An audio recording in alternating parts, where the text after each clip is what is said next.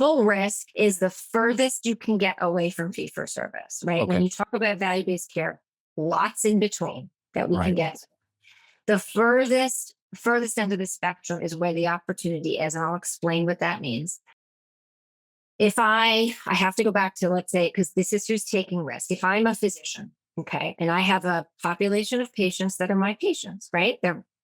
I treat them, they call me when they're sick, whatever. Every time that patient comes in to see me, I'm billing for a set of services. Unfortunately, in primary care, the value of those services is not tremendously high. And so getting a lot of visits in one day, and not just visits that have billable units that attach to RVUs, right? So we understand how that system works, how physicians are paid a certain weight to every service, right? They have to have as many visits as they possibly can in a day. And nothing in their billing structure allows them to do upstream care. We've only just started to introduce in the last 10 years things like care coordination codes and advanced care planning codes. Difficult to do outside of these types of structures. Okay. So we have fee for service, bill, bill, bill. You get as many visits as you can. The problem is when you look at who's paying for this care, you're only paying for things as they happen, as patients have symptoms, right? And you're not incentivizing in any way, shape, or form that provider owning, having accountability for the long-term outcomes of the patient. When you say, okay, payer, let's just say it's Medicare. Okay, Medicare is going to give us, let's just call it 100% of the expected historical dollars for all of the patients that in the data are your patients. We're going to give you that money up front. Every month, we're just going to give you, your practice, those dollars, and you're not going to worry about providing a fee for every service. You're just going to manage those patients. And if you do a good job, we're looking at historical dollars. If you end up through proactive upstream intervention, you end up reducing the spend between this year and last year, we're going to let you keep that money. So if you're at a practice that used to be all physicians, right? If you just go to this from what I described before, if you're now a physician practice, you're getting X amount of money based on your historical spend.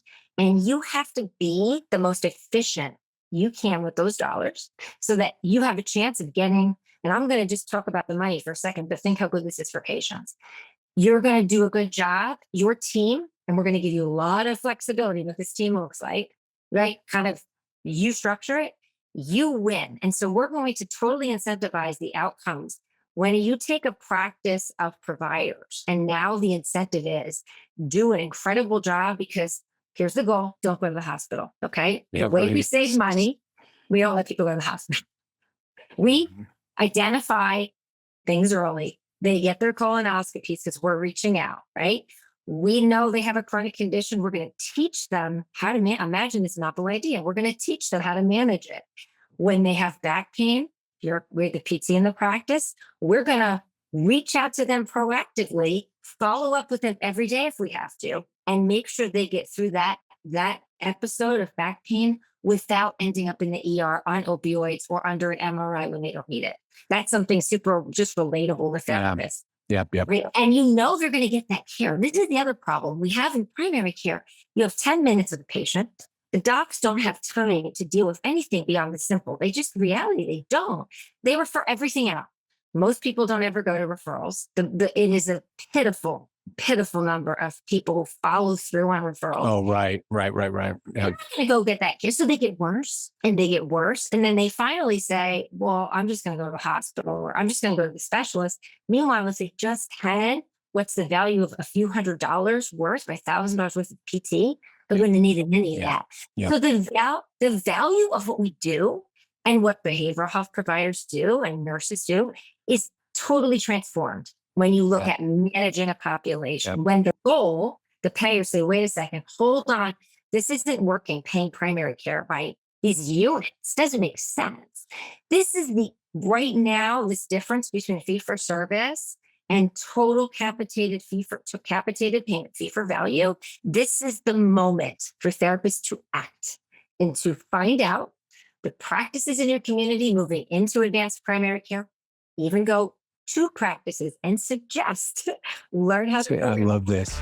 If you'd like to learn more about Strata PT and see how our EMR and RCM works, head over to stratapt.com to book a demo.